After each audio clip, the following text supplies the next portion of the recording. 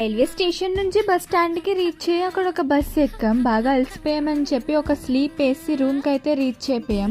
మేముండే స్టే వచ్చేసి per each person 100 rupees. 24 hours ఉంటుంది. ఈ పేరు వచ్చేసి ఓయా మడం. చాలా స్పేషియస్గా అండ్ చాలా పీస్ఫుల్గా ఉంటుంది.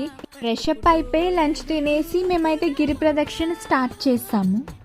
లాస్ట్ టైం అరుణాచలం వచ్చాం కానీ గిరి ప్రదక్షిణ చేయలేదు, ఆటోలో ట్రావెల్ అయిపోయాం. బట్ ఈసారి గిరి ప్రదక్షిణ చేద్దాం అనుకున్నాం.